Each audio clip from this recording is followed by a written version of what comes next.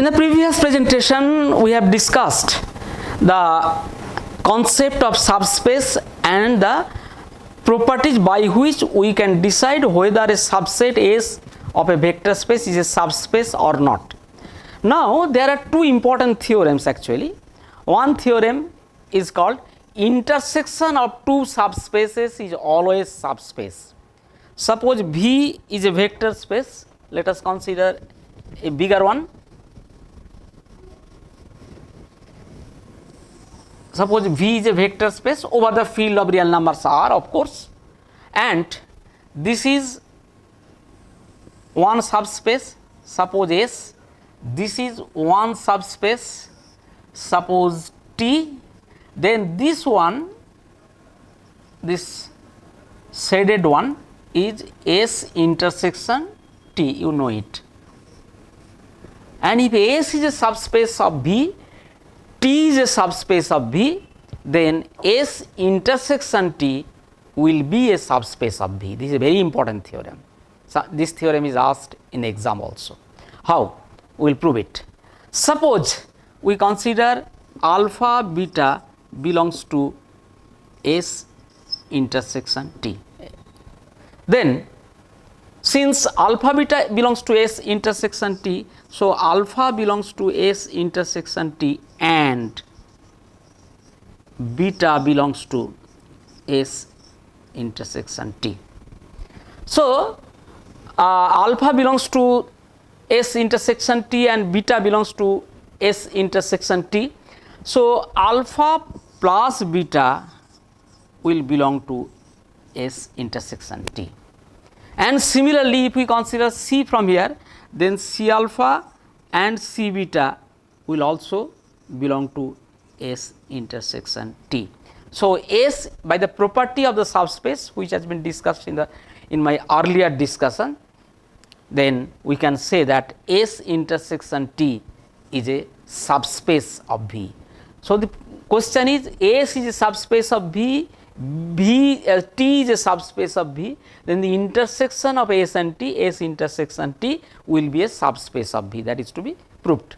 So, in that case we take alpha beta belongs to S intersection T. So, alpha belongs to S intersection T, beta belongs to S intersection T. Since alpha is a subspace, since S is a subspace, so we can say that alpha plus beta belongs to S, alpha plus beta belongs to T. So, alpha plus beta belongs to S intersection T. Similarly, C alpha belongs to S intersection T, C alpha will belong to S, C alpha will belong to T. So, C alpha will belong to S intersection T. Now, the second theorem is cannot be proved in general. Union of two subspaces of a vector space may not be a subspace of the vector space. Intersection is always subspace, union may or may not be a subspace. So, that is proved considering one example where we will show that S is a subspace, T is a subspace, but S union T will not be a subspace. We have taken S as this, x0 where x is real, T as this 0x where x is real. There are two subspaces of the vector space over R. Now, alpha equal to, if you take alpha equal to, so alpha is of the form you see x0. So, you take alpha equal to, no, alpha is of the form 0x. So, you take alpha equal to 0 2 from the second one, beta equal to 2 0 from the first one. So, alpha plus beta will be equal to 2 comma 2 and that will not belong to S union T. Why? Because that 2 2 is not contained in S and it is not contained in T. If it will belong to S union T, then it will contain either in S or in T or in both. But you see that element alpha plus beta, that is 2 2 is not contained within S or T, and so alpha plus beta does not belong to S union T. So, the first property of being subspace is violated here, because the first property was alpha beta belongs to S implies alpha plus beta belongs to S. The second property was C belongs to R and alpha belongs to S implies C alpha belongs to S. So, we will not consider the second property here because the first property is violated. So, S union T will not be a subspace of V. So, we have considered two important theorems. The theorems are important not from the statement side only, they are important from the proof side also, that intersection of two subspaces of a vector space is always a subspace of the vector space, and the union of two subspaces of a vector space may or may not be a subspace. So, we have discussed both the theorems simultaneously. Now, let us go to the complement of a subspace. We will go to the next discussion, complement of a subspace. Two subspaces U and W of a vector space V are said to be complement of each other if U intersection W equal to phi. So, they are complement diagrammatically. If you consider diagram of U and W,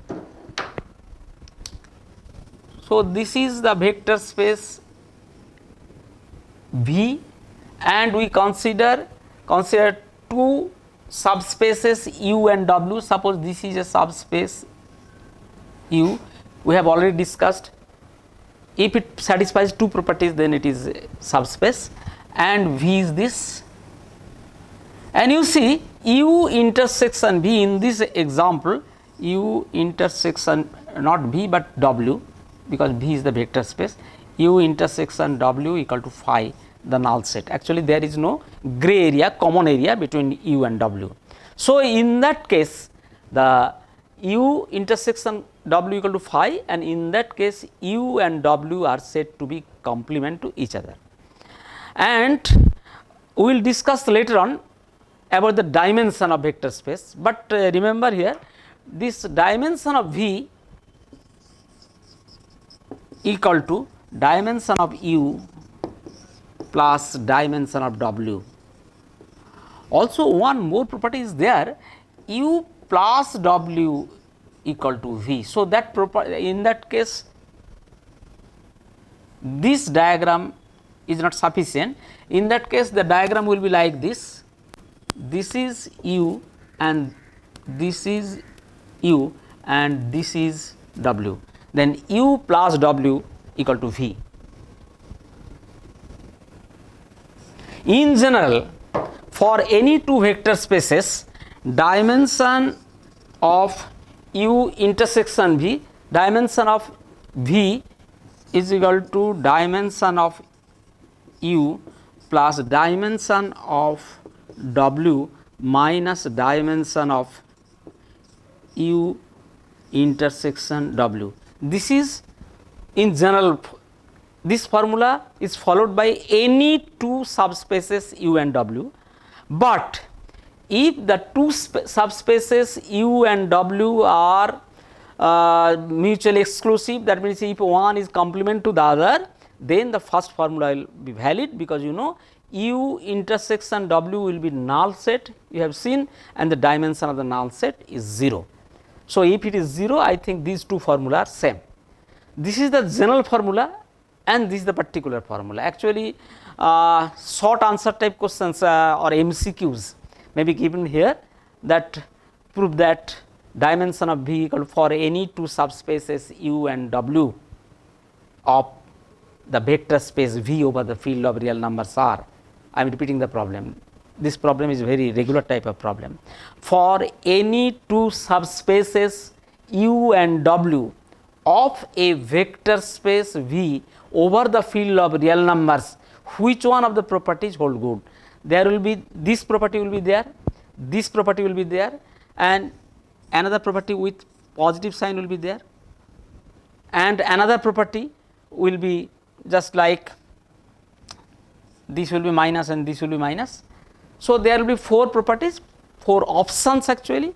In the first there will be dimension of V equal dimension of U plus dimension of W. and when we look at this option, it seems to be correct. The next one will be dimension of V equal to dimension of U plus dimension of W minus dimension of U intersection W. In the next one plus, and in the next one none of these, and like this. So, this will be correct, this result will be correct. Now, so we are discussing subspace, though we have illuminated on the concept of dimensions, but we have not defined what do you mean by dimension of a vector space. We will discuss later on.